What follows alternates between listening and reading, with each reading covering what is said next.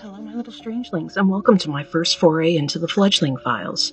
These are going to be fairly few and far between, and are just here to help fledgling paranormal investigators to stop, think, and question, which we should all be doing anyway in a field as controversial and with such a penchant for fakes and chicanery. Today I would like to talk about the three major categories of hauntings. Wait, three? I thought there were only two. Well, welcome to the Fledgling Files, my friends, and what it means to dispel some of the myths around ghosts, ghost hunting, and paranormal activity. Most people by now are familiar with the good old-fashioned RIP engraved on tombstones. Traditionally, it stands for Rest in Peace, but I've found it does wonders as an acronym for identifying the three major types of hauntings: residual, intelligent, and psychokinetic, or more widely known as poltergeist activity. Let's go over them and some of their characteristics, shall we? First, we have residual hauntings. Residual hauntings are characterized by the following points. 1. They typically won't interact with you. That's because they aren't really present, but rather are almost a recording in a time or on a place that is simply replaying. You guessed it, repetitiously. Typically, a traumatizing event somehow imprints on an environment, or the same well-worn path that someone may have tread will become imprinted through the sheer repetition of it.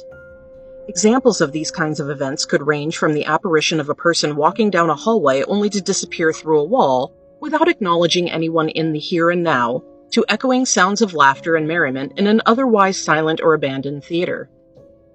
Point of fact, the apparition in the first scenario may not be going through the wall at all, but rather a doorway that is no longer there, but was when they made their path of travel. The sounds may be from a long ago production or play put on in the same theater, which brings me to another point. Sometimes, a residual haunting isn't visible at all, but rather simply auditory in nature. The whiz of bullets and the screams of men on a Civil War battlefield, or the groans of men where the field hospital tent used to be located, are one such residual haunting. I experienced that myself back in 2000 or 2008 on a visit to the Shiloh battlefield in Tennessee. Could my experience have something to do with the fact that I was there on October 30th? Well, that's a topic for another day, and another fledgling file, my little strangelings. I digress.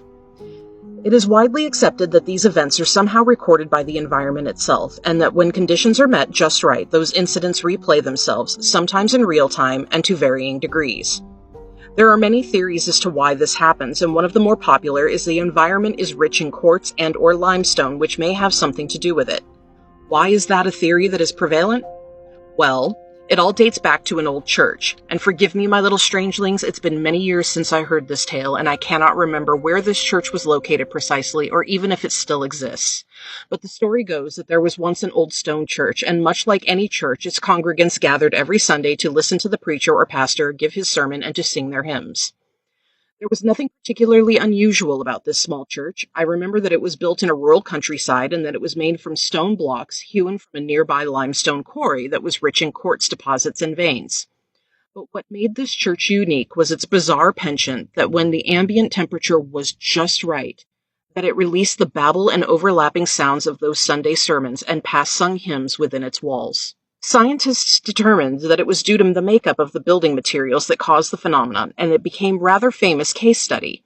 But it has been a long time since I read the book about it, and I'm afraid my Google Foo wasn't quite up to par for finding anything about it on the internet amidst the sheer amount of information about churches and church-going that goes on today. Anyway, that is the prevalent and widely accepted theory on residual hauntings, and I'm certain you've all heard it before from sources far more widely accepted than just little old me. For now, this is where I'm going to stop. Stay tuned for part 2